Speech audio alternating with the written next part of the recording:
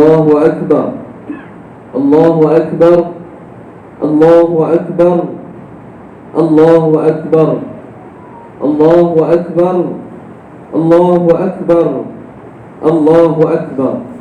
La ilaha illallah wallahu akbar, Allahu Akbar walillahil hamd. Alhamdulillahil qail وأذن في الناس بالحج يأتوك رجالا وعلى كل ضامر يأتين من كل فج عميق ليشهدوا منافع لهم ويذكروا اسم الله في أيام معلومات على ما رزقهم من بهيمة الأنعام فكلوا منها وأطعموا البائس الفقير. أشهد أن لا إله إلا الله وحده لا شريك له وأشهد أن محمدا عبده ورسوله. اللهم صل وسلم وبارك على سيدنا محمد وعلى آله وأصحابه أجمعين. أما بعد، فيا أيها المسلمون اتقوا الله، أوصيكم وإياي بتقوى الله، فقد فاز المتقون. قال الله تعالى: يا أيها الذين آمنوا اتقوا الله حق تقاته ولا تموتن إلا وأنتم مسلمون.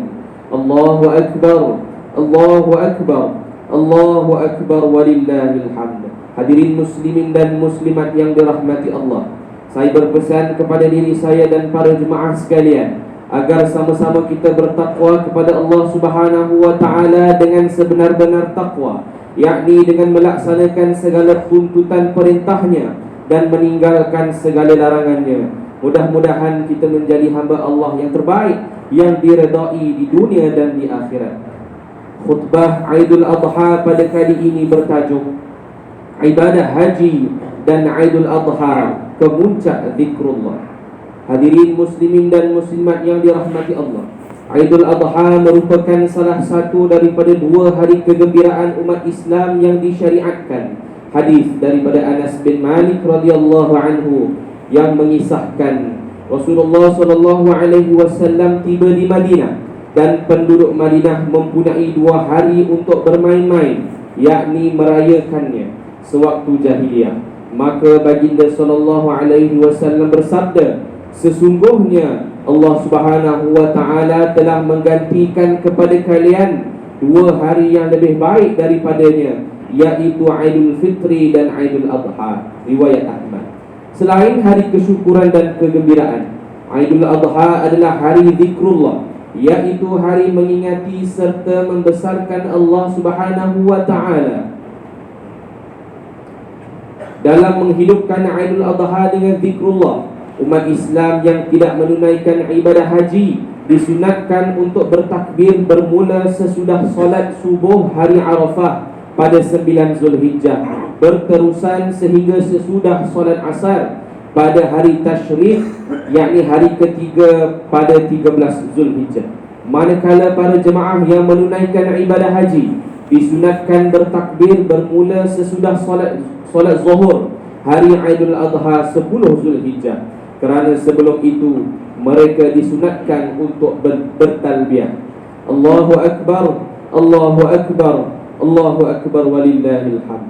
Muslimin dan muslimat yang diberkati Allah, maqasid atau tujuan utama ibadah haji adalah zikrullah, dan ianya merupakan roh, intipati dan maksud kepada ibadah haji, sebagaimana hadis Aisyah radhiyallahu anha bahawa Rasulullah sallallahu alaihi wasallam bersabda, "Innama ju'ila at-tawaf was-sa'yu baina as-safa wal marwati wa ramyul jimar li iqamati dzikrillah azza wa jalla." Sesungguhnya tujuan bertawaf, sa'i antara Safa dan Marwah dan melontar jamrah adalah untuk mengingati Allah azza wa jalla. Riwayat Ahmad. Hakikatnya zikrullah merupakan maqasid dalam setiap ibadah yang dilaksanakan. Al-Quran memperlihatkannya di setiap akhir ayat yang berkaitan salat. Allah Subhanahu wa taala berfirman di dalam surah An-Nisa ayat 103 yang bermaksud, kemudian apabila kamu telah selesai mengerjakan salat, maka hendaklah kamu menyebut dan mengingati Allah semasa kamu berdiri atau duduk dan semasa kamu berbaring. Firman Allah Subhanahu wa taala berkaitan puasa dalam surah Al-Baqarah ayat 185, dan juga supaya kamu cukupkan bilangan puasa sebulan Ramadan, dan supaya kamu membesarkan Allah kerana mendapat petunjuknya, dan supaya kamu bersyukur. Manakala berkaitan haji, Allah Subhanahu wa taala berfirman dalam surah Al-Baqarah ayat 200 yang bermaksud, kemudian apabila kamu telah selesai mengerjakan ibadat haji kamu, maka hendaklah kamu menyebut-nyebut dan mengingati Allah dengan membesarkannya. Allahu Akbar, Allahu Akbar, Allahu Akbar, walillahil hamd. Muslimin dan muslimat yang berbahagia, takbir adalah syiar sambutan hari raya. Bahkan kegembiraan hari raya dimanifestasikan dengan alunan takbir yang penuh penghayatan. Padanya wujud rasa kesyukuran, kegembiraan dan keinsafan. Takbir dilaksanakan bertujuan mengagungkan Allah Subhanahu wa taala dengan menyebut kalimah Allahu Akbar secara berulang kali. Dalam takbir hari raya, kita bukan sahaja mengucapkan takbir, tetapi bersama-samanya lafaz pujian yang lain yang mengungkapkan keagungan Allah Subhanahu wa taala, seperti lafaz tahmid alhamdulillah, lafaz tasbih subhanallah, dan lafaz tahlil la ilaha illallah. Allahu Akbar, Allahu Akbar, Allahu Akbar, walillahil hamd. Lafaz-lafaz pujian yang diungkapkan mesti diikuti bersamanya penghayatan bahawa Allah Subhanahu wa taala adalah Tuhan, pencipta dan pemilik segalanya. Setiap kita, bahkan sekalian makhluk, berhajat kepadanya. Justeru sebagai hamba kita seharusnya insaf, tunduk serta patuh dalam mengerjakan segala suruhannya dan meninggalkan segala larangannya. Lafaz takbir hari raya turut mengingatkan kita peristiwa peperangan Ahzab. Lafaznya sadaqa wa'dah wa nasara 'abdah wa hazamal ahzaba wahdah, yang bermaksud Allah Subhanahu wa taala membenarkan janjinya, membantu hambanya dan mengalahkan pakatan Al-Ahzab dengan sendirinya. Riwayat Ahmad. Perkataan Al-Ahzab dalam lafaz takbir merujuk kepada peristiwa perang Ahzab atau perang Khandaq yang berlaku pada bulan Syawal tahun ke-5 Hijrah bersamaan 627 Masihi. Di waktu ini, umat Islam yang dibentengi parit diasak dari setiap sudut oleh pakatan sekutu musyrikin Mekah dan kelompok Yahudi Madinah. Dalam surah Al-Ahzab ayat 10 hingga 11, Allah Subhanahu wa taala menggambarkan situasi getir umat Islam di mana pandangan mata menjadi tidak tentu arah, hati resah gelisah dan perasaan bagaikan digoncang dengan dahsyatnya. Namun dengan angin ribut kencang serta angkatan tentera malaikat yang tidak dilihat, Allah Subhanahu wa taala membantu tentera umat Islam sebanyak 3,000 orang dalam mengalahkan musuh yang melebihi 10,000 orang. Allahu Akbar, Allahu Akbar, Allahu Akbar, walillahil hamd.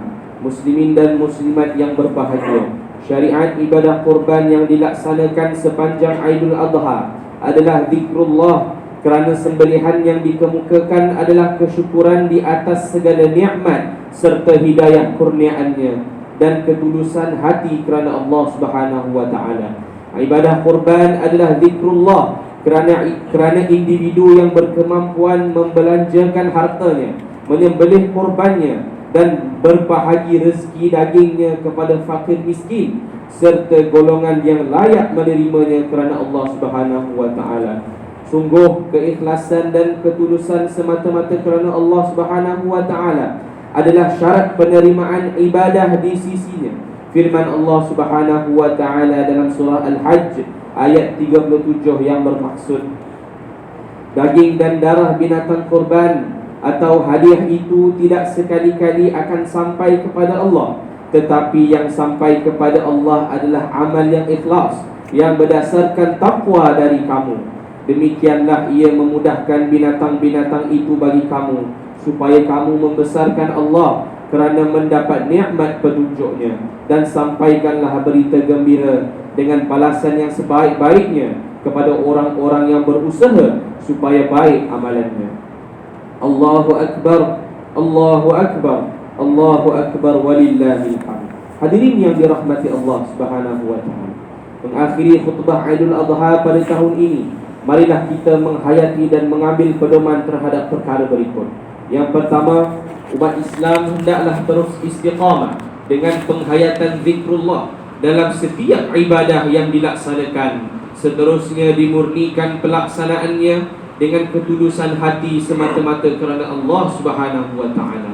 Yang kedua, umat Islam hendaklah yakin bahawa pejuang, pembela dan pendukung agama Allah Subhanahu wa taala yang berkorban masa, harta dan tenaga, mereka akan sentiasa berada di dalam pembelaan Allah Subhanahu wa taala. Yang ketiga, umat Islam hendaklah mengerjakan ibadah kurban dengan rasa kesyukuran dan ketakwaan. Seterusnya menerapkan aspek tolong-menolong, prihatin terhadap pihak yang memerlukan dan saling kasih mengasihi sesama insan. A'udzu billahi minasyaitonir rajim.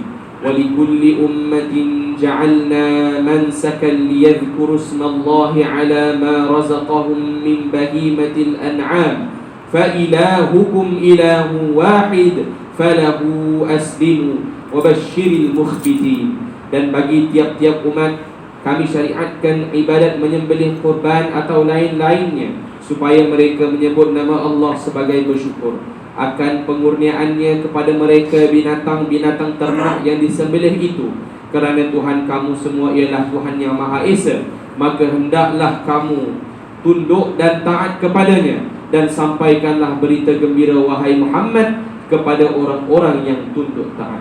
Suratul Hajj ayat 34. Barakallahu li wa lakum fil Qur'anil azim wa nafa'ani wa iyyakum bima fihi minal ayati wal dzikril hakim وتقبل مني ومنكم تلاوته إنه هو السميع العليم. أقول قولي هذا وأستغفر الله العظيم لي ولكم ولسائر المسلمين والمسلمات فاستغفروه إنه هو الغفور الرحيم. الله أكبر، الله أكبر، الله أكبر، لا إله إلا الله والله أكبر، الله أكبر ولله